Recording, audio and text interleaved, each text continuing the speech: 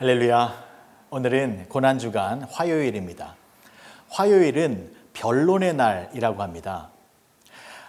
이날에 예수님과 종교 지도자들 사이에 많은 토론이 있었습니다.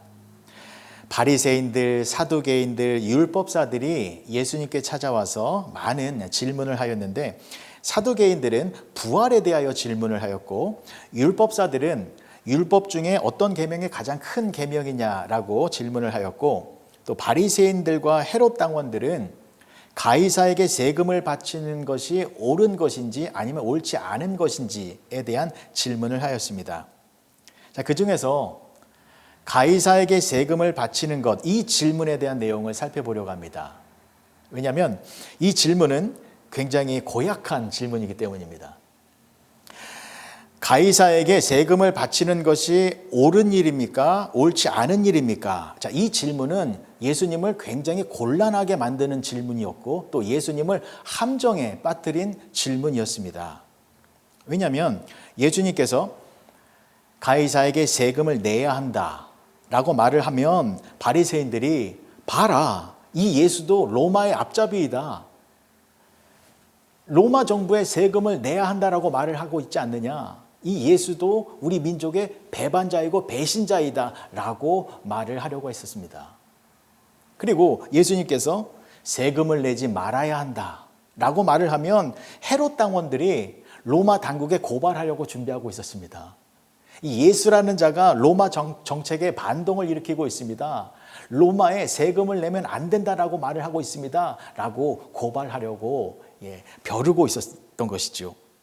그래서 예수님은 세금을 내야 한다라고 말을 해도 문제가 되고, 세금을 내지 말아야 한다라고 말을 해도 문제가 되는 함정에 빠진 것입니다.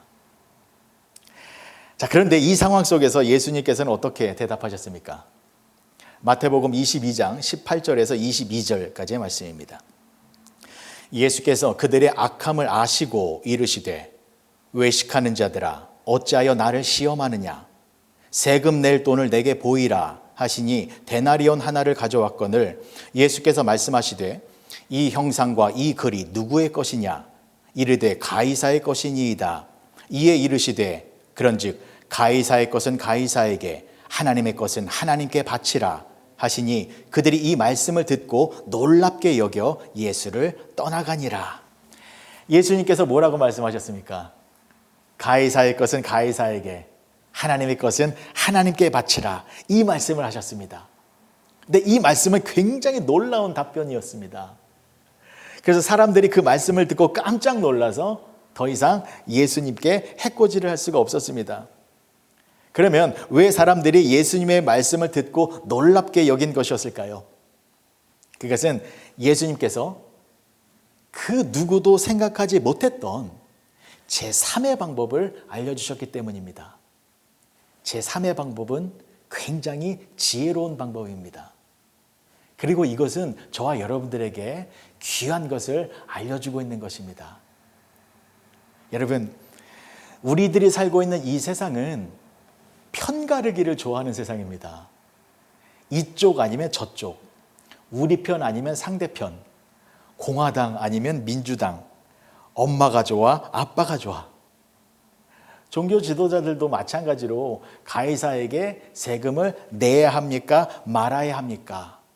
편가르기를 하고 있었던 것입니다.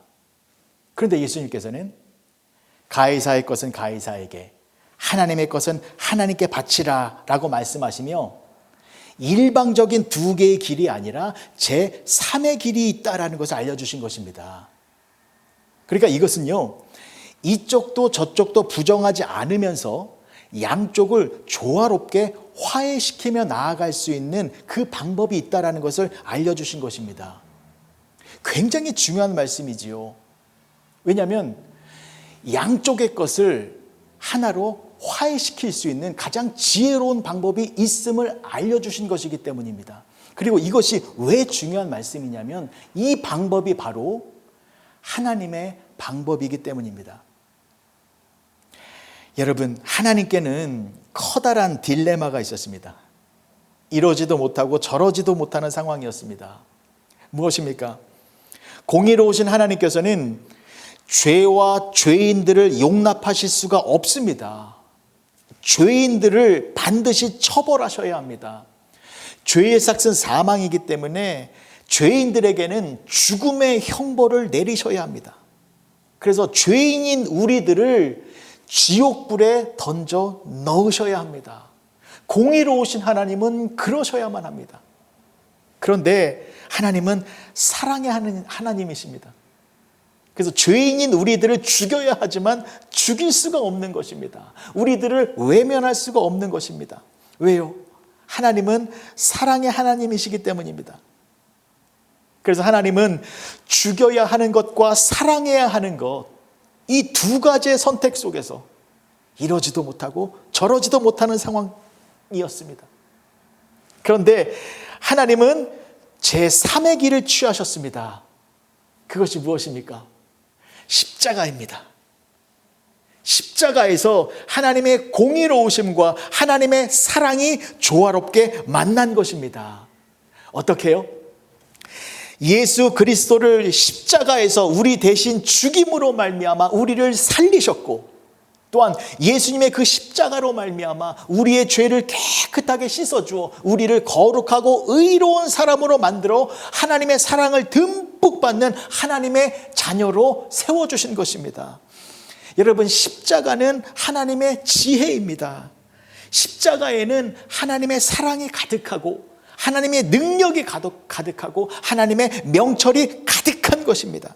그래서 여러분, 우리가 이 세상을 살아갈 때에 이해하기 힘든 어려움의 그 문제를 만날 때가 있습니다. 답답한 문제를 만날 때가 있습니다. 이렇게 해야 하나 저렇게 해야 하나 무엇을 선택할지 몰라 답답할 때가 많이 있습니다. 여러분, 그럴 때에 십자가를 바라보시기 바랍니다. 십자가에는 하나님의 지혜가 담겨 있습니다.